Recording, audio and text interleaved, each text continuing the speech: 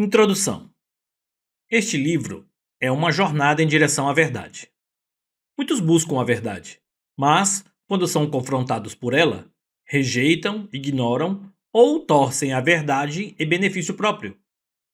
Esse comportamento tem criado problemas terríveis para a nossa geração, resultando em uma sociedade mergulhada no engano. Jesus advertiu repetidamente nossa geração exatamente sobre isso. O engano constitui um grave problema, porque aqueles que estão em suas garras acreditam que estão andando na verdade. Paulo descreveu os últimos dias em sua carta a Timóteo, pois virá o tempo em que não suportarão a sã doutrina. Ao contrário, sentindo coceira nos ouvidos, juntarão mestres para si mesmos, segundo seus próprios desejos. Eles se recusarão a dar ouvidos à verdade, voltando-se para os mitos. 2 Timóteo, capítulo 4, versículo de 3 a 4.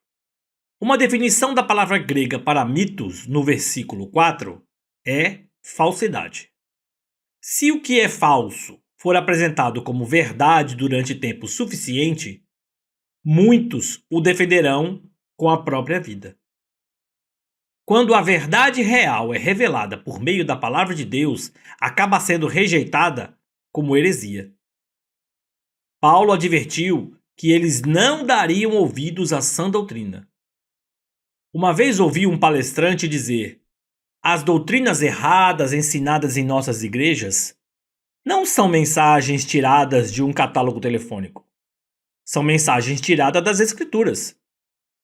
Ele alertava para o fato de que essas doutrinas são derivadas da Bíblia e, portanto, amplamente aceitas, embora sejam errôneas. O autor de Provérbios previu essa situação e escreveu: existem os que são puros aos seus próprios olhos e que ainda não foram purificados de sua impureza. Provérbios capítulo 30, versículos 11 e 12. Neste livro, aprenderemos que somos nós essa geração. Se a verdade fosse agradável ao nosso julgamento e fácil de ser abraçada, o mundo inteiro bateria à sua porta e entraria por ela. No entanto, Jesus deixou claro que não é esse o caso. Quem pratica o mal odeia a luz e não se aproxima da luz, temendo que suas obras sejam manifestas. Mas quem pratica a verdade vem para a luz, para que se veja claramente que as suas obras são realizadas por intermédio de Deus. João capítulo 3, versículos 20 e 21. Somente aqueles que temem a Deus amam a verdade. Os dias e tempos que vivemos hoje trazem com eles questões difíceis. Por que tantos na igreja não possuem essa paixão? Por que investimos milhões em mídia, edifícios, anúncios e inúmeras outras formas de propagarmos o evangelho, enquanto tantos na igreja ainda lutam contra a luxúria e o desejo pelos prazeres deste mundo? Por que mais de 80% dos convertidos acabam voltando para o mundo das trevas?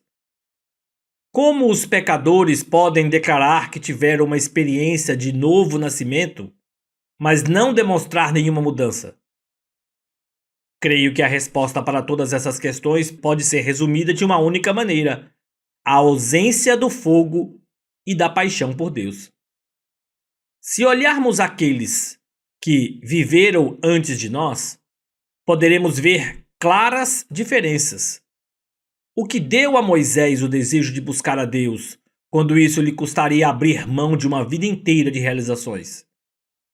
Por que Jeremias, Isaías e tantos outros continuaram a proclamar as mesmas palavras que lhes trouxeram perseguição e provações? Por que as pessoas da igreja primitiva foram capazes de abrir mão de suas posses, seu conforto e até mesmo das próprias vidas por causa do evangelho? Que força a igreja primitiva tinha que capacitava seus membros a pregarem ousadamente diante da ameaça de tortura e morte, enquanto a maior luta que muitas pessoas da igreja de hoje enfrentam é simplesmente superar uma autoimagem negativa? Novamente, a resposta é o fogo de Deus. Nós precisamos do fogo de Deus. E ele está disponível a todo aquele que tem fome da verdade. O fogo de Deus não vem sem um momento de confronto, mas creio que a maioria de nós já está farta de tanta falsidade e pronta para mudanças. O medo de permanecermos o mesmo supera qualquer dor que possamos sentir como consequência do encontro com a verdade. Aqueles que assumem essa posição estão desesperados para ouvir o Senhor da Glória. Eles estão prontos para vê-lo verdadeiramente glorificado em suas vidas. Não importa em que ponto você esteja em sua caminhada com Deus, sempre há espaço para receber mais do seu fogo santo.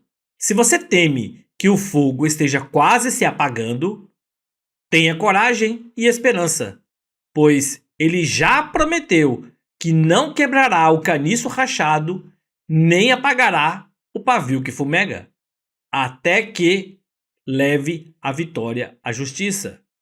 Mateus capítulo 12, versículo 20.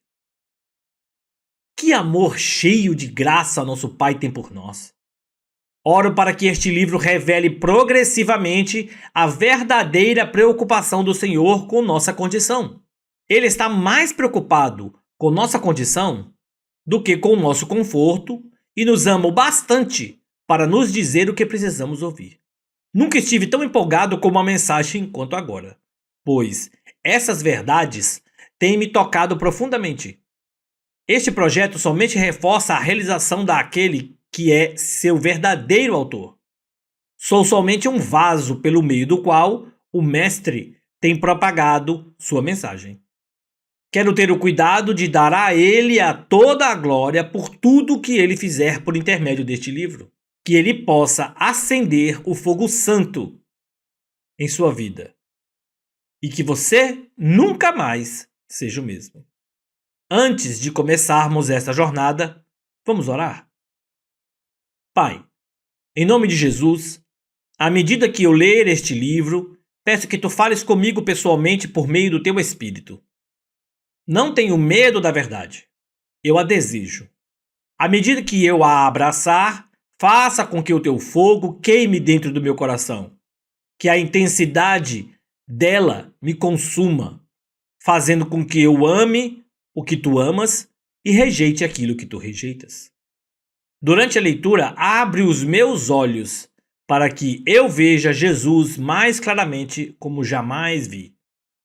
Eu reconheço que ele é a palavra de Deus revelada e a verdade. Eu te agradeço antecipadamente pelas mudanças que farás em minha vida por meio da tua mensagem neste livro. Amém.